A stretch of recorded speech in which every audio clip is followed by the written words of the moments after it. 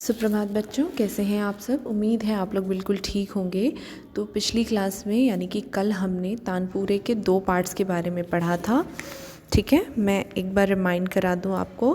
तार गहन और खूंटियाँ, इसका डिस्क्रिप्शन भी हमने देखा था विथ इमेज के साथ हम इसे समझने की कोशिश किए थे। मुझे उम्मीद है आप समझ पाए होंगे। तो चलिए आज हम इस टॉपिक के अंतिम 2 पार्ट्स के बारे में जान लेते हैं। आज हमारा तानपुरा के पार्ट्स का ये लास्ट सेशन है। ठीक है, आज के बाद हम एक नए टॉपिक के साथ मिलेंगे। तो आज का हमारा पहला है तार। हालांकि ये सीक्वेंस वाइज में 11th नंबर ऑफ पार्ट है। तो तार अब क्या है ये हम देख लेते हैं।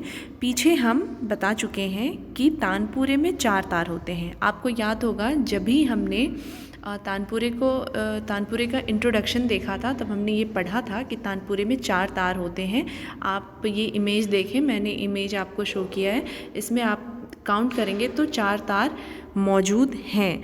पुरुषों के तार में प्रथम और अंतिम तार पीतल का होता है। आपको याद होगा कि हमने स्त्रियों के तानपुरे के बारे में और पुरुषों के तानपुरे के बारे में पढ़ा था, जिसमें पुरुषों का जो तानपुरा था वो उसका प्रथम तार पीतल का होता है और अन्य 2 तार लोहे का होता है। ठीक है, प्रथम और अंतिम और लास्ट तार भी जो है वो पीतल का ही होता है।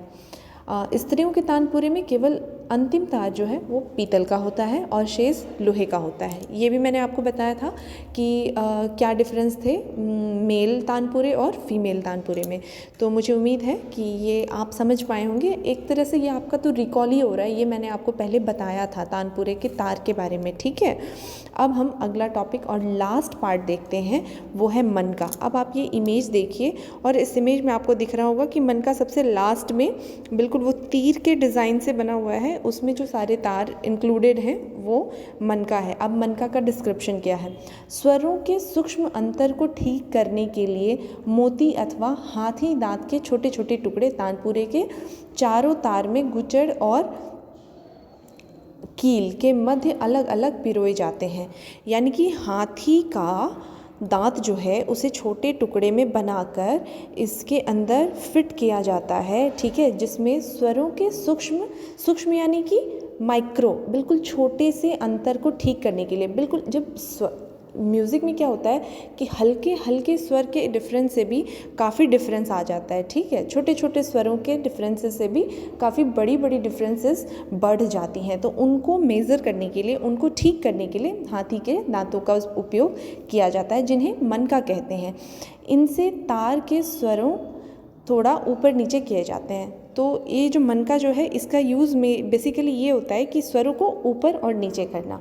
ठीक है, तो मुझे उम्मीद है आप ये पूरा टॉपिक ही समझ पाए होंगे, ये सेशन आप समझ पाए होंगे। अगली क्लास में अगले टॉपिक के साथ मिलते हैं, तब तक आप अपना ख्याल रखें। धन्यवाद।